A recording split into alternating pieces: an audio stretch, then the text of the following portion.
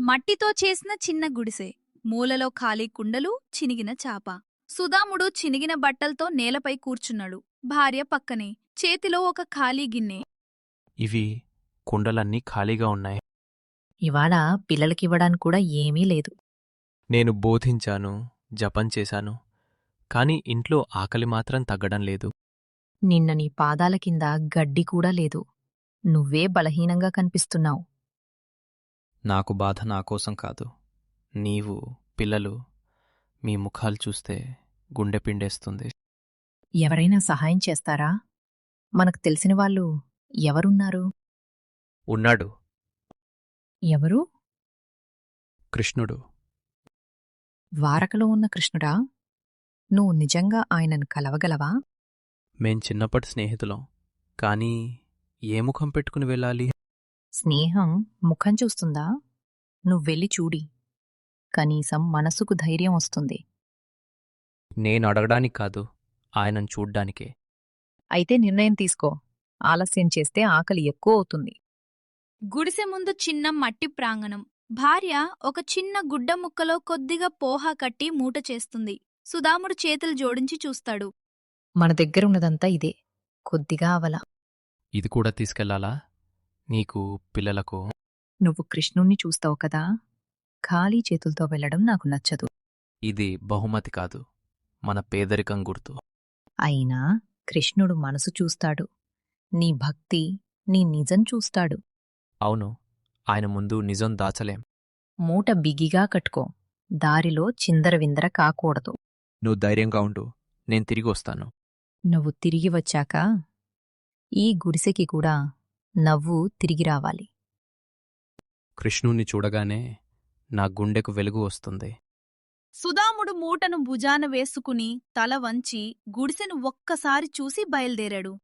పొడిబారిన మట్టిదారి, పక్కన చిన్న చెట్లు. సుధాముడు నడుస్తూ కొద్దిగా ఆగి మళ్లీ ముందుకు సాగుతాడు. కృష్ణ, నేను వస్తున్నాను. అడగడానికి కాదు, నీ దర్శనానికి. నా బట్టలు చినిగాయి, నా చేతులు ఖాళీ, కాని నా మనసు మాత్రం నిండుగా ఉంది. ఎంత దూరమైనా సరే ఒక్కసారి నీ ముఖం చూడాలి. ఏ బ్రాహ్మణా, ఎక్కడికి ఇలా? ద్వారకకు, కృష్ణుణ్ణి చూడ్డానికి. ఎండ మండుతోంది, నీ దగ్గర నీళ్లున్నాయా? లేవు, కాని నడక ఆపను. ఇక్కడ బావి ఉంది, 2 ముక్కులు తాగి వెళ్ళి. ధన్యవాదాలు, దేవుడు నీకు మేలు చేయాలి. 2 ముట్టలు నీరు తాగి సుధాముడు మళ్లీ దారిన పడ్డాడు. ఎండ తాకినా అడుగులు తగ్గలేదు. మధ్యాహ్నం ఎండ, దారి రాళ్లతో నిండిపోయింది. సుధాముడు పాదాలు నొప్పితో ఉన్నా నడుస్తూనే ఉంటాడు. ఆ రాయి గుచ్చుకుంది. ఆగితే మనసు కూడా ఆగిపోతుంది. ముందుకే.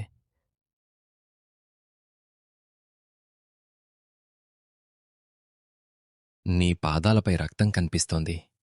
కూర్చో, కాస్త విశ్రాంతి తీసుకో. విశ్రాంతి తర్వాత నడవగలను, కాని ఆలస్యమైనా నా ధైర్యం తగ్గుతుంది. ఎందుకంత తొందర? నా హృదయంలో పేరు ఒక్కటే తిరుగుతోంది, కృష్ణుడు. అయితే నీ ప్రయాణం పుణ్యం. ఈ చిన్న గుడ్డ తీసుకో, పాదానికి కట్టు. నాకివ్వడం నీ దయ, నేను గుర్తుపెట్టుకుంటాను. పో, నీ భక్తి నేను తీసుకెళ్తుంది. సుధాముడు గుడ్డతో పాదాన్ని కట్టి మూటను గట్టిగా పట్టుకుని మళ్లీ ఎండలో ముందుకు సాగాడు. సూర్యుడు దిగుతున్న వేళ. దారి పక్కన చిన్న నీడ. సుధాముడు క్షణమాగి దూరాన్ని చూస్తాడు.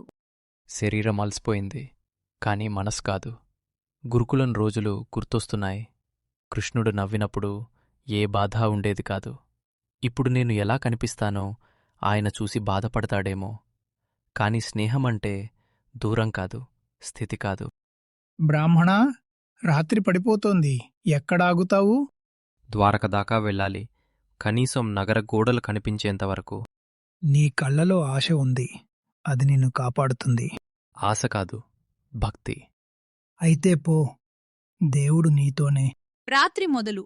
ఆకాశం నీలంగా, దూరంలో ద్వారకనగరపు గోపురాలు దీపాల వెలుగులో మెరిసి కనిపిస్తాయి. సుధాముడు నడక ఆపి ఆశ్చర్యంతో చూస్తాడు. అది ద్వారక?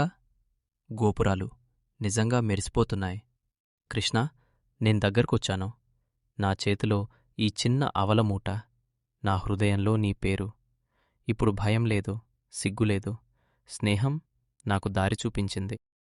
నగర వెలుగును చూసి సుధాముడి కళ్లల్లో ఆశ మెరిసింది. అతను మూటను గుండె దగ్గరికి నొక్కుకుని నిశ్చయంగా ద్వారక వైపు అడుగులు వేశాడు. ఈ వీడియో మీకు నచ్చినట్లయితే లైక్ చేసి షేర్ చేయండి. ఇంకా మా ఛానల్ను సబ్స్క్రైబ్ చేసుకోండి. వీడియోను పూర్తిగా చూసినందుకు ధన్యవాదాలు.